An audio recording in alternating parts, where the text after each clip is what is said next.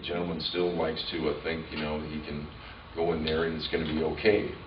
But one time recently, it was two ladies that were fighting, and one of the ladies pulled out a knife and cut Dave up pretty good and everything there. This is like the third or fourth time now he's had to visit the hospital and get stitches and sutures and things. One other time he got mugged, but the most recent time was a police officer slamming him to the ground, which was all captured on video cam. It was in the newspapers and a few other things, but they're going to downplay it pretty much and everything there.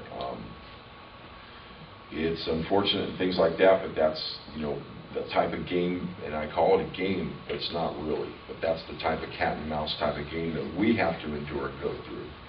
We know this is the way you have to play it, and unfortunately, if we want to survive in things, we have to play the game. And unfortunately, you know, that's just the way, the position that we're put in at the time being. So, I mean, I don't know if very many of you are into psychology or psychiatry or any type of human behavior and stuff, but it's just a giant smorgasbord of, you know, seeing different types of behavior, different groupings of people, different pairings, what goes on, you know, the type of mentality, you know, this and that and everything there. You know. And a lot of people turn to alcohol and drugs and things of that nature, but thank God that there's a few of us out there that I've turned on to, I guess you could call it. We get our enjoyment stuff out of reading. We're voracious readers. We go through 5, 6 books a week easy. And I've gotten a lot of guys that quit drinking everything else, and they'd rather now read a book. So I always try to hustle up wherever I go and everything like that. I try to hustle up some books in case you folks have any that you have lying around or anything like that. We would be so much appreciative. We were pushing the Christian books like Tim LaHaye, Jerry Jenkins with the Left Behind series, and Steve, I think, Peretti, and some of the others. But if you really do, for myself, if you come across any paleontology or quantum physics, I would love you to hold anything like that. It's very, very hard. I know you're thinking, well, guy's homeless. How does he, you know, what do you think about, you know, you can't be interested in those type of things and stuff there. But yes, once upon a time, I did have a little bit of a college education and stuff there. And unfortunately, I didn't let the academics and everything kick in until too late. I was lucky enough to get a scholarship to Notre Dame, and I played 1 year of football there.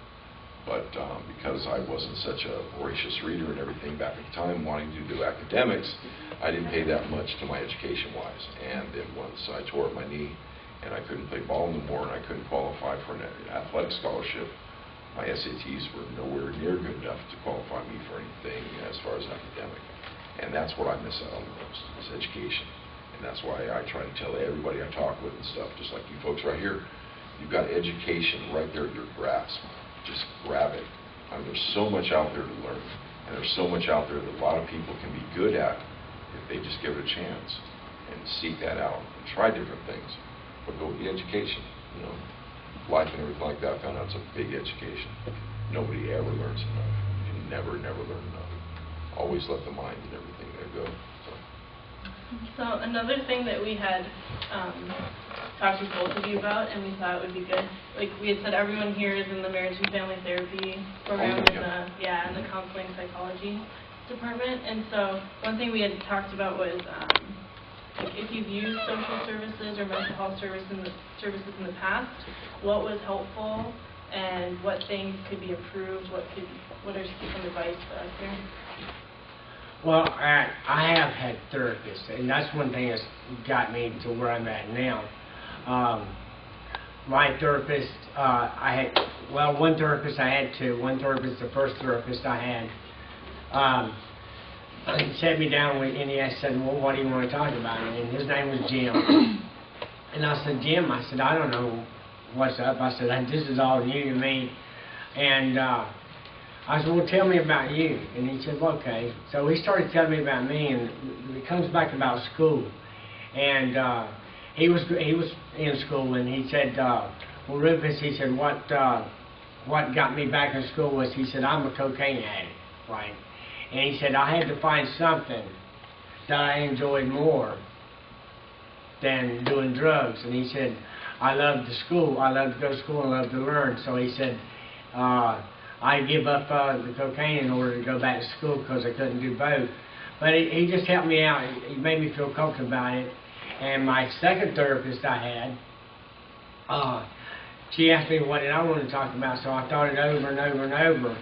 And so I came up with, I said, well, Pam, I said, tell me about feelings. You know, she said, feelings? I said, yeah, because I really don't know what feelings are. I said, I've gone cold to all these feelings. And so we sat down and we talked about feelings, and at the time I was taking a class at Palomar College. And she said, oh, okay, Rufus, she said, I'll give you a feeling. And each day you go to school, she said, look it up in the dictionary and find all the meanings of this word feeling and pick out one that fits you. So I just thought, I don't know, that really helped me a lot. You know, talking to her, and I was asking her, you know, about feelings. That's just something that worked with me. Do you have any suggestions for MFT individuals? Like, do you have anything that you think was really helpful for you and that we should all be aware of? Well, that one particular thing was really helpful for me, but I felt better once this person, I could understand this person, kind of know where this person was coming from, and what kind of feelings they were feeling, and you know, it just made me feel comfortable with them. You know, just like maybe like being a friend. You know, somebody you know is a friend you can trust. Because in the beginning I wasn't very trusting of anyone, and this person just made me feel like I could open up to this person and trust this person. And actually, I even asked this person, how can you help me? You know, and we kind of touched bases on it, and she kind of turned it back over to me. You know, what you know. That is good therapy, always does. But that's basically, you know, I just felt comfortable. I got comfortable with the person. You know, conversation is really good. Just have a conversation. It's like, what would you like to talk about? That was really helpful for me. I was wondering, I know when we had talked with you, you mentioned kind of like on maybe a broader scale, so maybe not on the therapy sense, but like just social services, how those could be improved? Yeah, like the film strip said and everything out there, you know, it said out there that there's limited housing and things out there. But you'll look out there on the streets and you'll see at least 80-something% of the people out there on the streets are getting some type of government assistance as far as a check or something else there, and yet they're still out on the street. You know, they can have enough to get themselves an SRO, which is a single room occupancy, if they wanted to, but they'd rather, I see this every single month, they'll get out there, they'll get their checks on the 1st, and within a week to 10 days, they're stone cold broke again. It seems like, you know, they can't manage their money and stuff there. So I think there needs to be some type of services out there that would be sort of like a financial type of an advisor, to where they can, you know, set them up with something there that they can help out and they can manage their money and things there. Another thing is there that, you know, that's all fine and dandy with the low income housing and things like that. But what about the people that don't have the income coming in from, you know, lack of work, that don't get a government check or something like that? I think there needs to be something set up with a program that can help you with job assistance. Because the majority of the programs that are located out here right now, they either want you to have some type of addiction, some type of a mental illness, or some other type of, you know, family disturbances, you know, domestic violence, something of that nature before they're going to let you into the program. There are very few programs out there that will help the people that are sort of stuck in between. They just may be unfortunate they haven't been able to find a job, you know, but it's not because of mental illness or drug addiction or alcoholism or anything else. So I think they need to set up some programs to where they can work on the individual basis of each individual person, instead of, like most of us are, is put into one or two different lump sum groups. Well, you know, you either fall in this category or you fall into that one. There's not very many that will help out as far as the individual. So I think that needs to be looked upon and everything there. But as far as, you know, nobody's going to change and not be homeless unless they want to. It doesn't make any difference how much help comes out there, how much is provided, whatever. It's up to that individual person that wants to change and everything and not be homeless.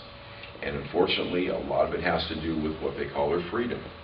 Everybody likes to think, you know, I'm too good for the rules and this and that.